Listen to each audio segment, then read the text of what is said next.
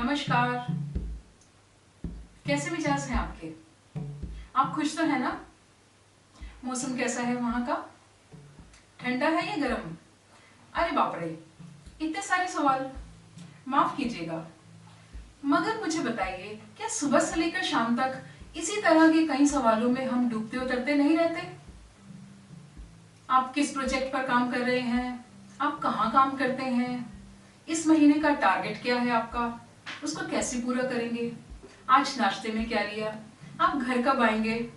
या फिर आज डिनर में क्या लेना पसंद करेंगे? वगैरह वगैरह कितने ही तरह के सवालों के जवाब या तो हम लोगों से मांगते हैं या फिर ऐसे ही सवाल लोग हमसे पूछते हैं। और यही सवाल जवाब अगर इंग्लिश में हो तो कई बार हम कंफ्यूज हो जाते हैं।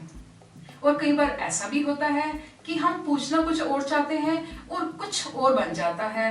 दूसरे को पता चले या ना चले, लेकिन हम जरूर एम्बैरेस हो जाते हैं।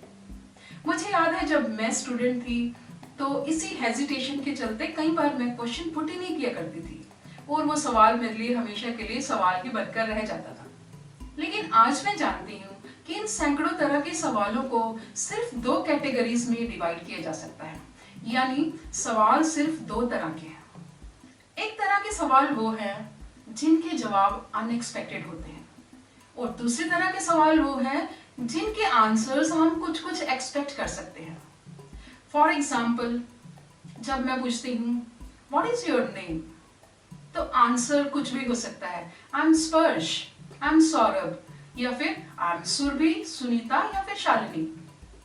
और इसी सवाल को अगर मैं इस तरह से पूछूं आर यू सौरभ, तो मैं एक्सपेक्ट कर सकती हूँ कि जवाब या तो हाँ में आने वाला है या फिर ना में। आर यू सौरभ जब मैंने पूछा तो जवाब हो सकता है यस आई एम, या फिर no I am not Saurabh, I am Sparsh. तो इस तरह से सवालों को हम दो कैटेगरीज में डिवाइड कर सकते हैं। इसी तरह से जब मैं पूछती हूँ वेयर डू यू लिव, तो आंसर कुछ भी हो सकता है। I live in Mumbai, I live in Delhi, या फिर I live in model town. और इसी सवाल को अगर मैं इस तरह से पूछूं do you live in model town, तो जवाब मैं एक्सपेक्ट कर सकती हूँ कि या तो हाँ में होगा या फिर ना में।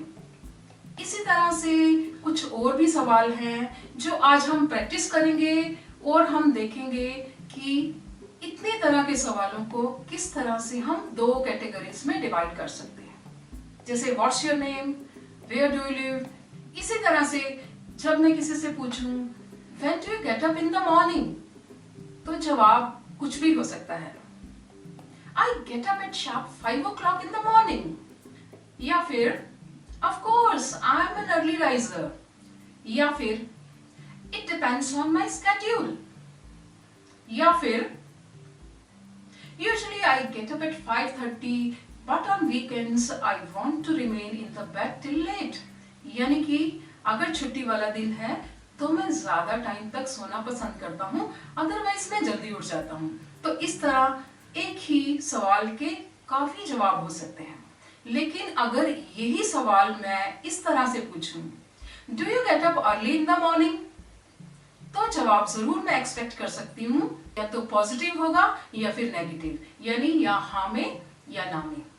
इसी तरह से जब मैं पूछती हूँ how do you go to office, तो इस सवाल के जवाब में भी मैं बहुत सारे यानी कि जवाब के बारे में कुछ भी अंदाजा नहीं लगा सकती। इस सवाल का जवाब कुछ इस तरह से हो सकता है आई कम बाय कार, या फिर आई यूज पब्लिक ट्रांसपोर्ट।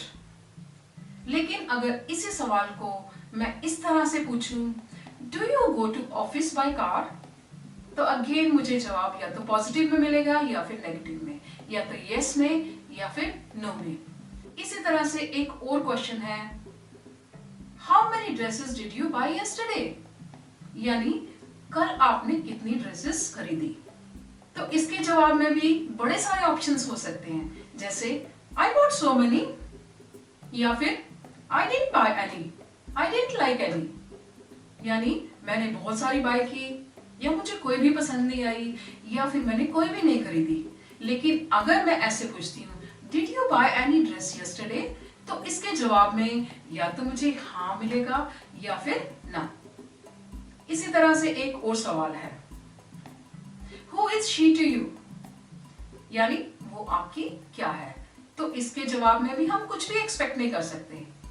जवाब में ये भी आ सकता है, She is my wife, She is my cousin, She is my sister, She is one of my old friends।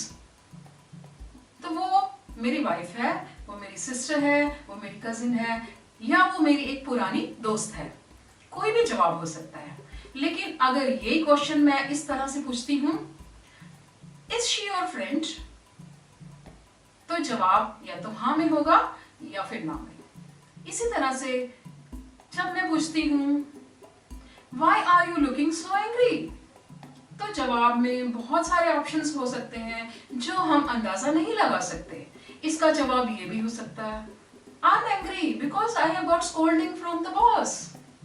या फिर I'm angry because I had a fight with my husband today। या फिर There is nothing as such। तो कुछ भी जवाब हो सकता है, यानी ऐसी कोई बात नहीं है, या फिर आज मेरे हस्बैंड से लड़ाई हो गई, या फिर आज मैं लेट आई, मुझे बॉस से डांट पीटी। लेकिन ये सवाल मैं दूसरी तरह से पूछूंगी तो मुझे आंसर एक्सपेक्टेड होगा। इसी तरह से एक और सवाल है, जैसे Why was she shouting at her maid? Answer कुछ भी हो सकता है, She was shouting at her maid because she came late। या फिर She was angry at her maid because she broke her new teapot। या फिर She was angry at her maid because she was very slow। लेकिन ये question अगर इस तरह से पुट करो, Was she angry at her maid? तो आंसर हाँ या ना में हो सकता है। इसी तरह से Which is your favorite color? तो आंसर में हम कुछ भी एक्सपेक्ट कर सकते हैं, रेड, व्हाइट, येलो, ब्लू या फिर ब्लैक, यानी कि आंसर अनएक्सपेक्टेड है। दूसरी तरफ अगर हम पूछें is read your favourite colour, तो जवाब फिर से हाँ या ना में मिलने वाला है। इसी तरह से whom were you talking to on the phone? इस सवाल के जवाब में भी हम कुछ भी एक्सपेक्ट नहीं कर सकते। जवाब ये भी हो सकता है I was talking to my better half, या फिर I was talking to one of my old friends, या I was talking to my boss। और दूसरी तरफ अगर यही क्वेश्चन मैं इस तरह से पूछूं Were you talking to your wife? तो आंसर हाँ या ना में हो सकता है। तो इस तरह से हम दो तरह से क्वेश्चंस पुट कर सकते हैं। आपने नोटिस किया होगा कि कुछ क्वेश्चंस मैंने पूछे क्वेश्चन वर्ड्स लगाकर, जैसे what, where, who, when, how many, why, whose, which। तो ये जितने भी वर्ड्स हैं इन सबको हम इंग्लिश ग्रामर में क्वेश्चन वर्ड्स कहते हैं। और वैसे भी ये क्वेश्चन, इनका मीनिंग ही अपने आप में क्वेश्चन है। जैसे what मीन्स क्या, ये अपने आप में एक क्वेश्चन है। इसी तरह से where कहाँ, प्लेस। इसी तरह से when कब, whose किसका, why क्यों, who कौन, whom किससे, ये किसको, which कौन सा, whose किसका। तो ये सारे के सारे क्वेश्चन वर्ड्स हैं। तो वो सारे के सारे सवाल जिनके जवाब अनएक्सपेक्टेड हैं, वो सारे के सारे क्वेश्चंस हम क्वेश्चन वर्ड से स्टार्ट करते हैं। और एक और चीज जो आपके काम को आसान बना देती है वो है इन सारे क्वेश्चन वर्ड्स के मीनिंग्स। जैसे व्हाट क्या, यानी कि अगर हम किसी चीज के बारे में क्वेश्चन पुट करना चाहते हैं तो हम स्टार्ट करेंगे व्हाट से। जैसे what do you have in your pocket, आपकी पॉकेट में क्या है। व्हाट आर यू डूइंग, आप क्या कर रहे हैं। What do you like to have, tea और कॉफी, आप क्या लेना पसंद करेंगे, टी या कॉफी। तो इस तरह से अगर हमारा क्वेश्चन किसी चीज के बारे में है तो हम वो क्वेश्चन व्हाट से स्टार्ट करेंगे। इसी तरह से वेयर कहाँ, यानी कि प्लेस से रिलेटेड जो भी क्वेश्चन है जिसका आंसर अनएक्सपेक्टेड है उसे हम वेयर से शुरू करेंगे। जैसे where does your sister live, आपकी बहन कहाँ रहती है। या फिर where are you planning to go in this weekend, यानी छुट्टियों में कहाँ जाने का प्रोग्राम आप बना रहे हैं। तो प्लेस से रिलेटेड जितने भी क्वेश्चंस हैं जिनके जवाब अनएक्सपेक्टेड है, तो उन्हें हम वेयर से शुरू करेंगे। नेक्स्ट इज व्हेन, कब मीन्स टाइम। टाइम से रिलेटेड जितने क्वेश्चंस हैं वो सारे के सारे हम व्हेन से स्टार्ट करेंगे। जैसे when do you have your lunch, आप लंच कब लेते हैं। या फिर when do you go to meet your parents, आप अपने पेरेंट्स को मिलने कब जाते हैं। या फिर when are you coming to my house, आप मेरे घर कब आ रहे हैं। तो जितने भी क्वेश्चंस टाइम से रिलेटेड हैं जिनके आंसर्स अनएक्सपेक्टेड हैं, उन्हें हम व्हेन से शुरू करेंगे। इसी तरह से हाउ मीन्स कैसे। तो जितने भी हमारे क्वेश्चंस कैसे से रिलेटेड हैं उन्हें हम हाउ से स्टार्ट करेंगे।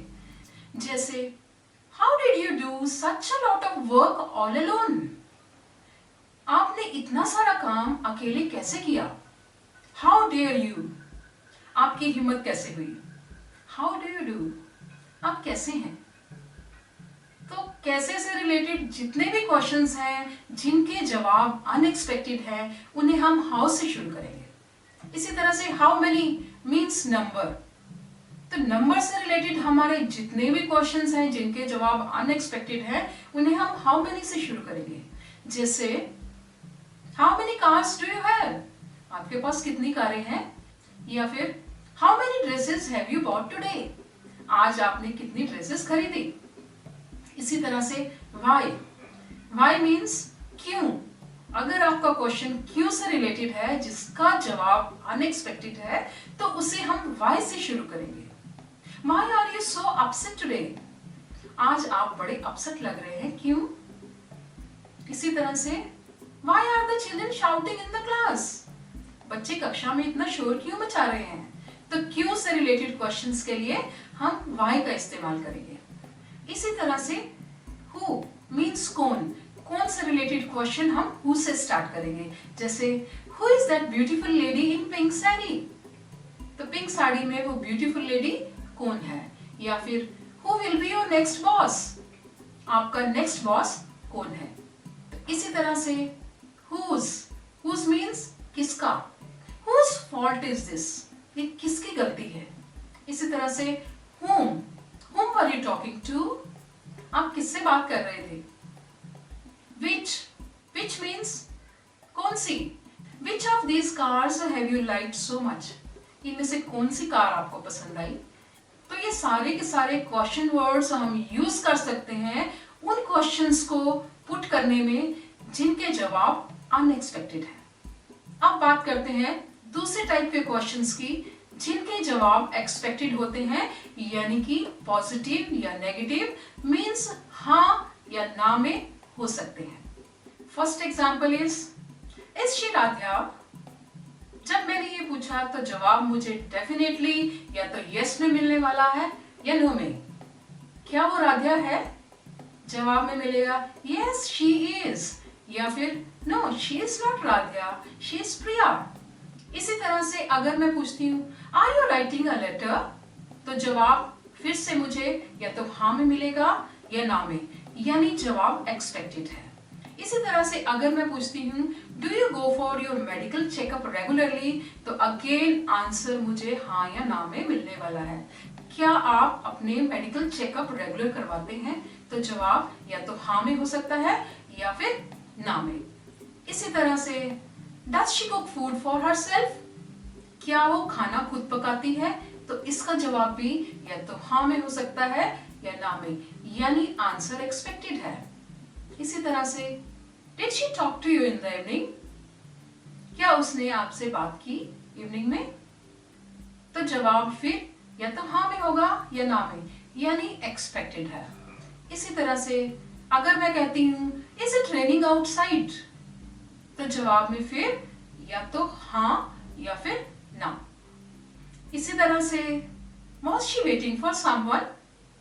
क्या वो किसी का इंतजार कर रही थी, तो आंसर फिर yes या no में मिलने वाला है। Were you going to meet her in the evening? क्या आप शाम को उसे मिलने जा रहे थे, तो अगेन जवाब होगा yes या फिर नो में। तो दोस्तों इस तरह से आपने देखा कि अनएक्सपेक्टेड क्वेश्चंस जो हैं उन्हें हम स्टार्ट करने के लिए क्वेश्चन वर्ड्स का इस्तेमाल करते हैं, और दूसरी तरफ जिन क्वेश्चंस के जवाब एक्सपेक्टेड यानी हाँ या ना में हो सकते हैं, वो सारे के सारे क्वेश्चंस हमने स्टार्ट किए हैं या तो इससे, आर से, डू, डज, डिड, हैज या हैव से।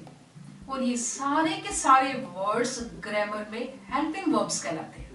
अब ये तो हुई बात डिफरेंट क्वेश्चंस को कैसे स्टार्ट करना है, लेकिन पूरा का पूरा क्वेश्चन किस तरह से ठीक हो ये भी देखना बहुत जरूरी है। तो उसके लिए एक और टिप, यानी कि क्वेश्चन पूछने का टाइम भी बिल्कुल एक्यूरेट होना चाहिए, यानी कि हमें कौन सा टेंस इस्तेमाल करना है उसके बारे में भी हमें जानकारी होना बहुत जरूरी है।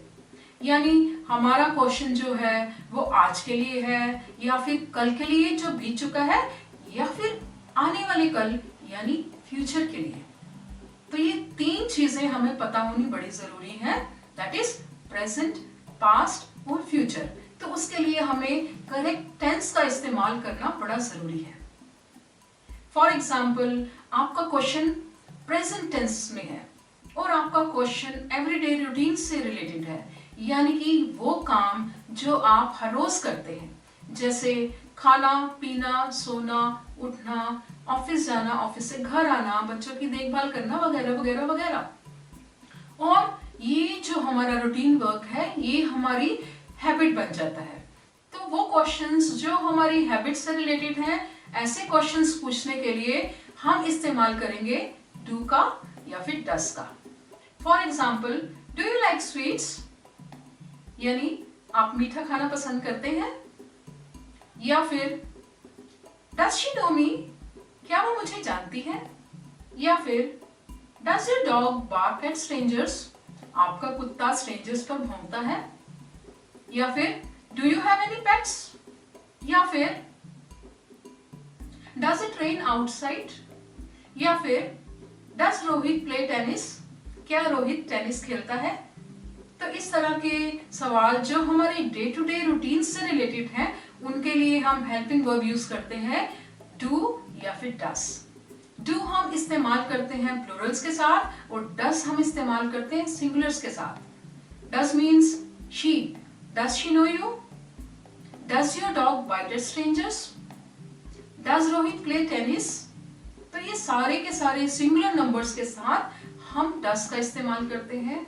और दूसरी तरफ डू यू लाइक स्वीट्स, तो यू के साथ हम डू लगाते हैं। और यहाँ एक चीज और बड़ी इंपॉर्टेंट है कि यू जो कभी सिंगुलर भी हो सकता है या फिर प्लूरल भी हो सकता है, लेकिन हम उसके साथ डू लगाते हैं क्योंकि जब हम यू कहकर किसी को यू एड्रेस करके बात करते हैं तो हमें नहीं पता कि सामने वाला एक है या एक से ज्यादा।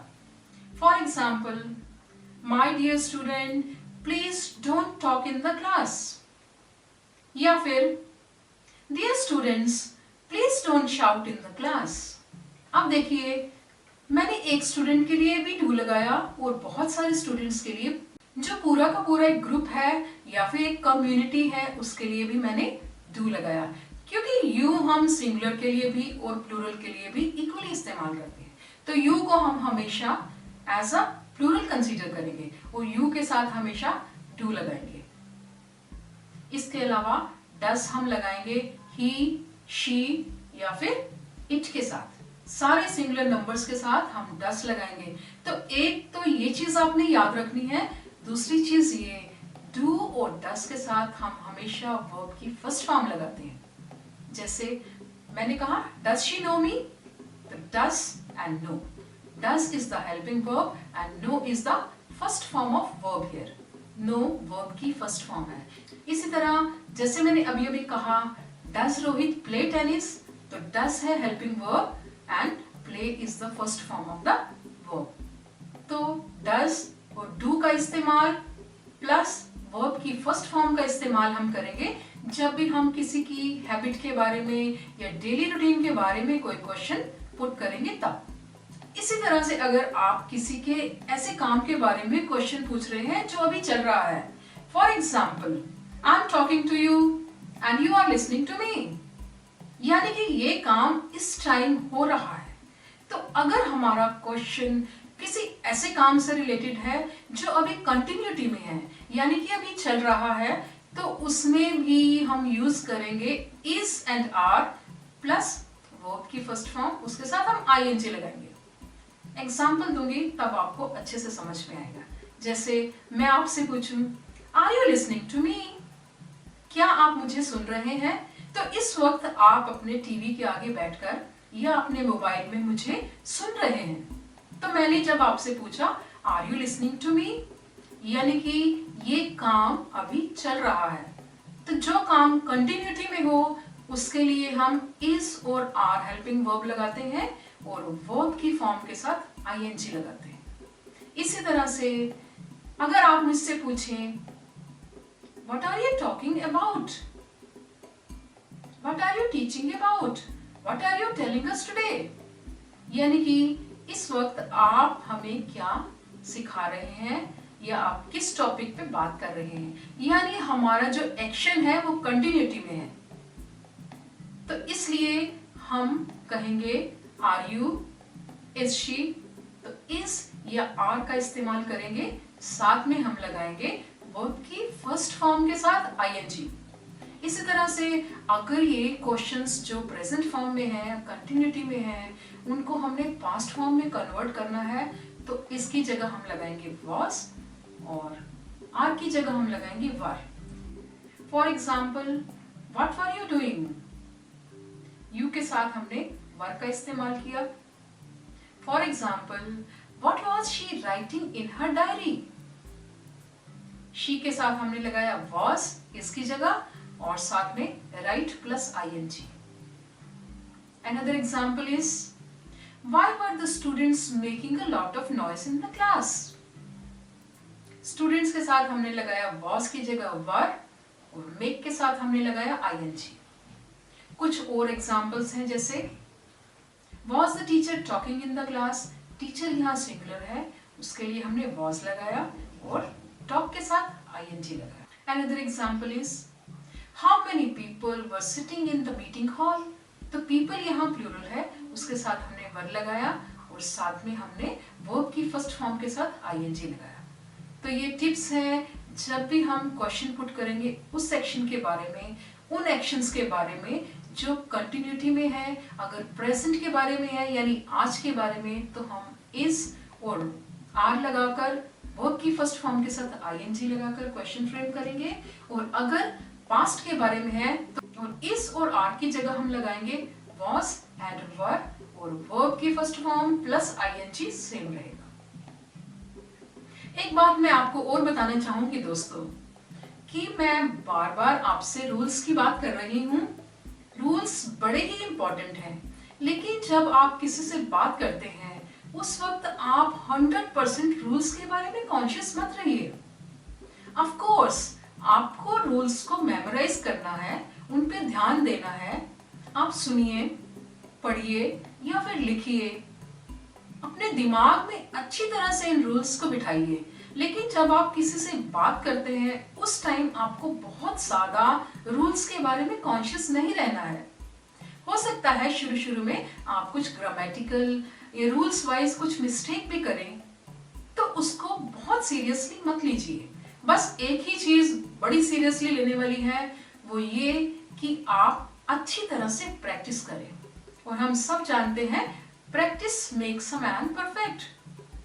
तो आपने इन रूल्स को अच्छी तरह से दिमाग में बिठा लेना है और फिर प्रैक्टिस करते रहना है, फिर देखिएगा। चलिए अब आगे बात करते हैं अगली तरह के क्वेश्चंस की। सपोज आप किसी से ऐसा क्वेश्चन पुट कर रहे हैं, किसी ऐसे काम के बारे में पूछना चाह रहे हैं जो उसने कंप्लीट कर लिया। For example, have you taken your lunch, क्या आपने अपना लंच कर लिया, यानी कि वो काम जो हमने कंप्लीट कर लिया है। तो ये हमें कंप्लीशन के बारे में बताता है। तो यहाँ पर हम यूज करेंगे हैज और हैव हेल्पिंग वर्ब्स। हैज हम लगाएंगे सिंगुलर्स के साथ, हैव हम लगाएंगे प्लूरल्स के साथ। कैसे? जैसे मैंने अभी अभी कहा, have you finished your lunch, साथ हमने लगाया हैव और वर्ब की कौन सी फॉर्म लगाई? फिनिश्ड, यानी कि थर्ड फॉर्म। थर्ड फॉर्म इसलिए क्योंकि हमारा काम कंप्लीट हम कर चुके हैं, तो third form of the verb, have you completed your work. इसी तरह से has she finished her work. Has is a helping verb and finished is the third form of the verb. तो इस तरह से जहां पर काम कंप्लीट हो गया और हमारा क्वेश्चन इसी से रिलेटेड है, तो हम हैज या हैव लगाकर वर्ब की थर्ड फॉर्म इस्तेमाल करते हैं। एक और एग्जाम्पल है, हैज इट स्टॉप्ड रेनिंग? क्या बरसात रुक गई है? या फिर have you come back from the office? क्या आप ऑफिस से आ गए यानी आ चुके हैं? तो अगेन हैव प्लस कम। कम यहाँ पर फर्स्ट फॉर्म नहीं है, थर्ड फॉर्म है। हम सब जानते हैं come, came and come. Same word हम यूज करते हैं फर्स्ट फॉर्म के लिए भी, थर्ड फॉर्म के लिए भी। So don't get confused here. Come here is the third form of the verb. इसी तरह से has she cooked her meals? क्या उसने खाना पका लिया है? तो has plus cooked is the third form here. तो इस तरह से जब काम कंप्लीट हो जाता है, हमारा क्वेश्चन उससे रिलेटेड है, तो हैज हैव हेल्पिंग वर्ब और वर्ब की थर्ड फॉर्म इस्तेमाल करके हम अपना क्वेश्चन बनाएंगे। और इन्हीं क्वेश्चंस को हम पास्ट टेंस में कन्वर्ट कर सकते हैं हैज और हैव की जगह हैड लगाकर। For example, why had you done this to me? Had the train gone? What had happened to her? Where had she gone? तो has और have की जगह had लगा देंगे और verb की third form as it is रहेगी। किसी past habit के बारे में आप बात करना चाहते हैं, तो जिस तरह से हमने present tense में habit के बारे में क्वेश्चन पूछते हुए हमने do या does का इस्तेमाल किया, तो past के बारे में हम do और does की second form of the verb को ही यूज करेंगे, यानी कि do और does बदल जाएगा did में। Did you do your work? या फिर Why didn't you call me in the evening? या फिर What did you do? Where did you live? तो पास्ट के बारे में अगर हमने हैबिट्स या रूटीन से रिलेटेड कोई क्वेश्चन पुट करना है, तो डू या डस की जगह हम डिड लगाकर अपना क्वेश्चन बना सकते हैं। अगर हमारा आंसर अनएक्सपेक्टेड है तो, और अगर हमारा क्वेश्चन एक्सपेक्टेड है तो फिर हम लगाएंगे did you scold her? Did she break this plate? Did you talk to her yesterday? तो इस तरह से अगर एक्सपेक्टेड जवाब है तो डिड लगाकर क्वेश्चन स्टार्ट करेंगे, और अगर अनएक्सपेक्टेड जवाब है तो वही क्वेश्चन वर्ड्स लगाकर हम अपना क्वेश्चन फ्रेम करेंगे। और अगर हमारा क्वेश्चन फ्यूचर से रिलेटेड है तो फिर हम मॉडल वर्ब विल का इस्तेमाल करके डिफरेंट क्वेश्चंस फ्रेम करेंगे। अगर अनएक्सपेक्टेड आंसर है तो फिर हम लगाएंगे what will you do in the evening? शाम को आप क्या करेंगे? और अगर हमारा जवाब एक्सपेक्टेड है तो फिर हम कहेंगे will you do something special in the evening? इसी तरह से when will you visit my house? आप मेरे घर कब आएंगे? या फिर will you come to my house in the evening? इसी तरह से एक्सपेक्टेड आंसर के लिए आप कहेंगे विल इट रेन टुडे? या फिर how will you manage such a lot of work all alone? What will you like in your dinner today? Will you like to have some curry today? तो इस तरह से ये कुछ tips हैं दोस्तों, जो हमें क्वेश्चंस पुट करते हुए ध्यान में रखने हैं। बहुत सिंपल है ये, बल्कि मैं तो ये कहूंगी कि इंग्लिश लैंग्वेज हिंदी से ज्यादा आसान है। बाकी आप भी प्रैक्टिस करेंगे तो आप ये समझेंगे, और साथ ही ये टिप्स अगर आप अपने डेली रूटीन में प्रैक्टिस करेंगे तो बहुत जल्दी आप भी कॉन्फिडेंटली इंग्लिश में कन्वर्स कर पाएंगे, और कोई भी आपका सवाल नहीं रह जाएगा। आप हर सवाल का जवाब पा सकेंगे। इसके साथ ही इजाजत चाहूंगी, बट उससे पहले एक सवाल। क्या आप जानते हैं A curve in a smile can make many things straight in your life. Thank you. Goodbye.